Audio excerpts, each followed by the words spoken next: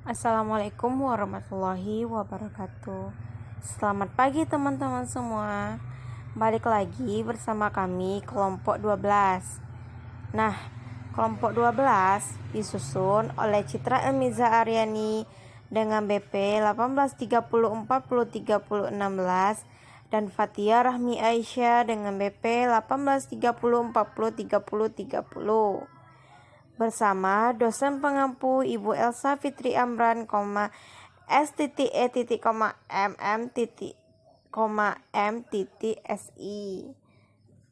Nah, pada pertemuan kali ini kita akan membahas tentang audit syariah dengan mata kuliah Pengauditan 1 Fakultas Ekonomi dan Bisnis Islam. Pokok pembahasan audit syariah ada beberapa ya teman-teman, di antaranya definisi audit syariah dan review audit, tujuan audit syariah, ruang lingkup audit syariah, fungsi audit eksternal syariah, proses audit syariah, pendekatan audit syariah, perencanaan audit syariah, dan komponen laporan audit. Kita masuk pembahasan yang A ya teman-teman, definisi audit syariah. Secara etimologis, audit ialah berupa pemeriksaan pembukuan keuangan. Berdasarkan AAOIV, audit syariah itu merupakan pemeriksaan tingkat kepatuhan suatu institusi keuangan syariah dengan semua kepentingan dengan syariah. Nah, menurut Conrads, auditing merupakan suatu proses sistematis untuk mengevaluasi bukti mengenai asersi tentang kegiatan-kegiatan dan kejadian-kejadian ekonomi untuk meyakinkan tingkat keterkaitan antara asersi tersebut dengan kriteria yang telah ditetapkan dan mengomunikasikan hasilnya kepada pihak-pihak yang berkepentingan. Landasan syariah menurut Syafi'i, auditing dalam Islam adalah proses menghitung, pemeriksaan, dan monitoring tindakan seseorang atau pekerjaan duniawi atau amal ibadah lengkap dengan sesuai syariah untuk mendapatkan reward dari Allah. Kalau landasan syariah menurut undang-undang, AAOIV telah menyusun tujuan dan konsep akuntansi keuangan untuk lembaga keuangan, standar akuntansi keuangan untuk lembaga keuangan khususnya bank, tujuan dan standar auditing untuk lembaga keuangan, serta kode etik untuk akuntan dan auditor lembaga keuangan. Nah, pokok pembahasan yang B, audit syariah dan review audit. Audit syariah merupakan proses sistematis objektif untuk mendapatkan dan mengevaluasi bukti mengenai pernyataan tentang agama dan tindakan solusi ekonomi dalam rangka untuk memastikan tingkat korespondensi antara pernyataan dari kerangka pelaporan keuangan yang berlaku, termasuk kriteria yang ditentukan oleh prinsip syariah yang direkomendasikan DPS dan mengomunikasikan dengan semua pihak yang berkepentingan. Review syariah. Review syariah adalah penilaian reguler pada kepatuhan syariah dan operasi perbankan syariah oleh petugas syariah yang memenuhi syarat untuk memastikan bahwa kepentingan dan operasi dari perbankan syariah tidak bertentangan dengan syariah. Perbandingan audit syariah dan review syariah. Dari segi pelaksanaannya, kalau review syariah, internal syariah, compliance unit bekerja bersama DPS atau reguler, sedangkan audit syariah, auditor internasional atau audit eksternal. Perbedaan dalam waktu pelaksanaan, kalau review syariah reguler, kalau audit syariah periodik. Perbedaan dalam fokusnya, kalau review syariah ketaatannya pada syariah, sedangkan audit syariah adanya pengendalian terhadap ketaatan syariah. Yang terakhir adalah perbedaannya dalam lingkup. Kalau review syariah, operasi harian dan mencakup seluruh operasi bisnis. Sedangkan audit syariah, audit laporan keuangan, pengendalian keputusan syariah, dan kecukupan tata kelola. Yang C, Tujuan audit memberikan opini atas laporan keuangan yang dipersiapkan oleh pihak manajemen. Dalam segala aspek, material telah sesuai dengan hukum dan prinsip syariah, AAOIV, dan standar akuntan nasional negara yang bersangkutan. Memastikan ketaatan lembaga syariah terhadap aturan syariah. Selain pada taat standar akuntansi, aturan regulator juga harus taat pada fatwa, aturan, dan panduan dari Dewan Pengawas Syariah. Tujuan organisasi AAOIV itu, AAOIV adalah standar auditing menurut AAOIV, atau dikenal dengan Auditing Standard of Islamic Institutes, yang berlaku sejak 1418 Hijriah atau 1 Januari 1998.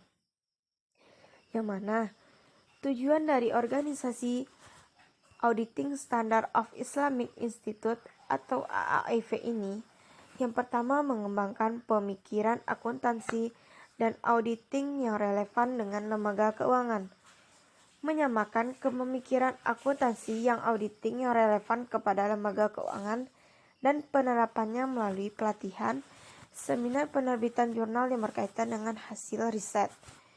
Yang ketiga, mereview dan mengubah standar akuntan dan auditing untuk lembaga keuangan Islamik. Dan yang terakhir, menyajikan, mengumumkan, dan menafsirkan standar akuntansi dan auditing untuk lembaga keuangan Islamik.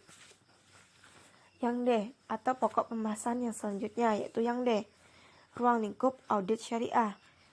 Ruang lingkup audit syariah lebih luas daripada ruang lingkup audit konvensional. Dalam audit syariah harus memperhatikan kebenaran, keadilan, dan relevansi laporan keuangan yang diterbitkan oleh manajemen, serta memastikan bahwa manajemen telah melakukan tugasnya sesuai dengan hukum dan prinsip Islam. Ruang lingkup audit syariah dalam lembaga keuangan syariah yaitu berupa laporan keuangan, operasional, struktur organisasi manajemen, dan sistem informasi teknologi. Ruang lingkup audit syariah tidak hanya sebatas aktivitas ekonomis dan laporan keuangan manajemen, tetapi juga terkait dengan pengaruh sosial dan lingkungan sekitar dalam pelaksanaan proses pengauditannya, tidak lepas dari hukum Islam dan memang secara luas mengatur setiap sendi kehidupan. Nah, pokok pembahasan yang E, yaitu fungsi audit eksternal syariah. Audit eksternal memiliki peran yang unik dalam audit syariah, karena bukan hanya berperan dalam melakukan audit keuangan, tetapi juga melakukan syariah compliance tes untuk memastikan dari perusahaan atau laporan keuangan syariah telah menjalankan tugasnya sesuai dengan prinsip syariah. Proses auditnya terstruktur dimulai dari perencanaan audit yang diakhiri dengan pemberian opini oleh auditor terkait laporan keuangan yang diterbitkan telah sesuai dengan fatwa, AAOIV, serta standar dan praktisi akuntan. Baiklah, saya akan melanjutkan presentasi dari teman saya tadi. Selanjutnya poin F, proses audit syariah.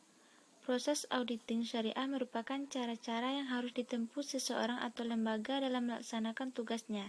Prosedur sangat bergantung pedoman dan objek auditnya. 1. Kewajiban seseorang muslim. Misalnya, bagaimana individu muslim menilai diri sendiri. 2. Sebuah kewajiban negara untuk memastikan warganya mengikuti hizbah, khususnya hukum syariah. Misalnya, audit atas pelaksanaan sholat, puasa, dan zakat. Ketiga, dalam arti lebih luas. Hizbah juga mengacu pada praktek pengawasan komersial, sertifikat, serikat, dan urusan sekuler lainnya. Selanjutnya, poin G, pendekatan audit syariah. 1. Pendekatan prinsip halal dan haram. Salah satu dari metode audit kepatuhan syariah adalah mengobservasi secara ketat kehalalan dan ketiadaan keharaman sebagaimana yang diperintahkan Allah Subhanahu wa Ta'ala. Metode ini menempatkan prinsip-prinsip syariah pada aturan legal yang fundamental, seputar transaksi bisnis dan keuangan dinilai pragmatis. Melalui cara ini, penggunaan akan dengan mudah membedakan antara perbankan syariah dan konvensional. Kedua, pendekatan akad. Unsur halal dan haram berhubungan pada instrumen keuangan yang ditentukan oleh legalitas akad atau kontrak Islam. Akad dapat didefinisikan sebagai penghubung permohonan ijab dan penerimaan qabul. Adapun kontrak yang terjadi tersebut berdasarkan pada pemenuhan 4 prinsip akad, yaitu pembeli dan penjual, harga, objek akad, dan ijab kabul. Ketiga, pendekatan dokumentasi legal. Tujuan dari dokumentasi legal ini adalah sebagai sarana memberikan rasa aman dalam pelaksanaan transaksi di mana hak-hak, kewajiban, dan tanggung jawab secara jelas terpaparkan pada kontrak. Keempat, pendekatan maqasid syariah. Prinsip-prinsip syariah selalu memiliki tujuan dan arah hukum syariah atau dikenal dengan istilah maqasid syariah. Salah satu tujuan dari maqasid syariah adalah penyediaan dan perlindungan hal-hal jika tidak terpenuhi, maka kelangsungan hidupnya akan terancam. Kebutuhan mendasar dalam hukum Islam adalah agama, jiwa, keluarga atau keturunan, akal, dan harta. Dan terakhir, kelima, pendekatan pelaporan keuangan. Tujuan dari pelaporan keuangan adalah untuk menyediakan informasi tentang kondisi keuangan, keadaan perusahaan, dan perubahan-perubahan di dalam posisi keuangan perusahaan. Selanjutnya poin H, perencanaan audit syariah. Contoh, perencanaan audit syariah merupakan total lamanya waktu yang dibutuhkan oleh auditor untuk melakukan perencanaan audit sampai pada pengembangan rencana audit dan program audit menyeluruh. Selanjutnya, poin H, perencanaan audit syariah. Contoh, perencanaan audit syariah merupakan total lamanya waktu yang dibutuhkan oleh auditor untuk melakukan perencanaan audit sampai pada pengembangan rencana audit dan program audit menyeluruh. Tahap atau bagian perencanaan audit syariah. 1. Perencanaan audit awal. 2. Memperoleh informasi mengenai latar belakang. 3. Memperoleh informasi mengenai kewajiban hukum klien. 4. Pelaksanaan prosedur analitis pendahuluan. 5. Menentukan materialitas, mendapatkan risiko audit dan risiko bawaan. 6. Memahami struktur pengendalian intern dan menetapkan risiko pengendalian. 7. Mengembangkan rencana audit dan program audit. Selanjutnya poin I, komponen laporan audit syariah. Komponen laporan audit syariah terdiri atas 1. Laporan posisi keuangan. 2. Laporan laba rugi komprehensif. 3. Laporan perubahan ekuitas. 4. Laporan arus kas atau laporan arus dana. 5. Catatan atas laporan keuangan. Sekian presentasi dari kami. Terima kasih.